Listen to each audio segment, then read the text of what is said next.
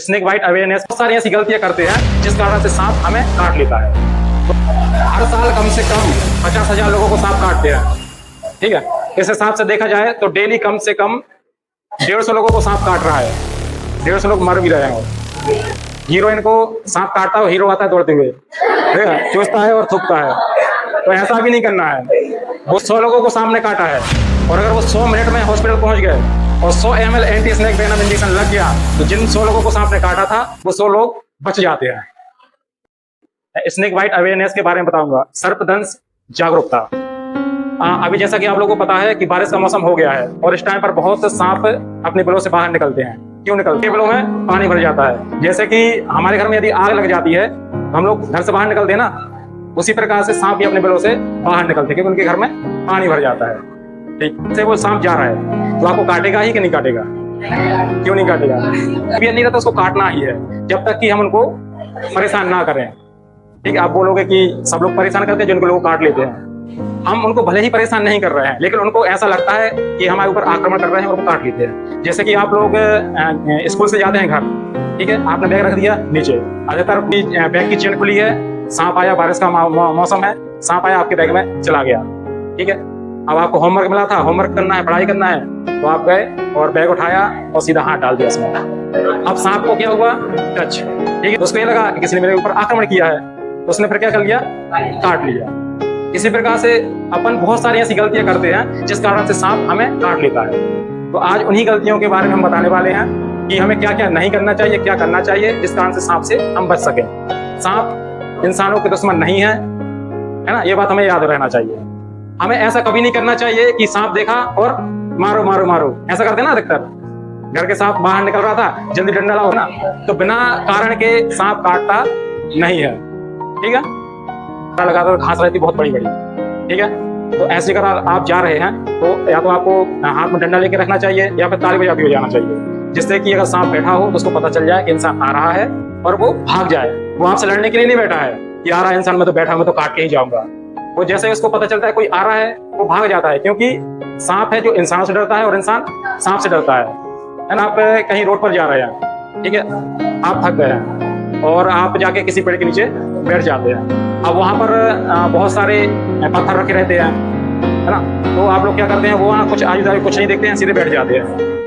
तो अगर मैं वहां नीचे सांप होगा, आप ऐसे पैर लटका के बैठे हो, नीचे से आके वो काट लेगा। क्यों? क्योंकि आप हो सकता है पैर ऐसे हिला रहे हो, उसको कहीं ना कहीं टच हो रहा हो, तो वो काट सकता है। खेत, आप जा रहे हैं खेत में, है ना, तो वहां पर आज जैसे जा रहे हैं आप, तो जो लंबे शूज जूता रहते ना वो पहन के जाएं, फुल कपड़े, पूरा कपड़े पहन के जाना, फुल पैंट पहन के जाना। ऐसा नहीं कि यहाँ का पहन लिया और जा रहे हैं। सांप ने जैसे पैर पड़ा तो वो सीधा यहाँ काटेगा सांप, है ना। तो ठीक है, रात में खाना पीना खाया, हम टहलने निकल गए, ठीक है, और अधिकतर रात में अंधेरा ही रहता है गाँव में, तो हमें टॉर्च लेके जाना चाहिए या और डंडा भी लेके जाना चाहिए। हो सकता है कहीं मिल जाए। डंडा से क्या करेंगे अपन? हाँ, भगाएंगे उसको, आवाज करेंगे। अपन जा रहे हैं और जैसे अंधेरा लगा है, टॉर्च भी नहीं, तुमसे वैसे ऐसे बजाते तो जाए, आवाज सुनेगा और वो भाग जाएगा। डंडे से हमें सांप को मारना नहीं है। तो रास्ते में नदी, तालाब, कुआं मिलते हैं ना, तो उनका मेन घर तो वहीं पर रहता है, तो वहां सबसे ज्यादा सांप पाए जाते हैं। अब जैसे आप वहां से जा रहे हैं तो वही प्रोसीजर कि अगर वहां से जा रहे हैं तो डंडे से आवाज करते जाओ, हाँ, या ताली बजाते जाओ या फिर कुछ भी गाना गाते जाओ, तो उसको पता चल जाएगा इंसान आ रहा है ना। अगर आप चुपचाप जाओगे तो बेचारा चुपचाप बैठा रहेगा और जैसे उसको आप ऐसा उसके यहाँ किया, उसने भी फिर ऐसा किया, है ना, इसलिए वो सांप ज्यादा काटते हैं। और अगर आपने सांप को देखा तो उसको परेशान नहीं करना है।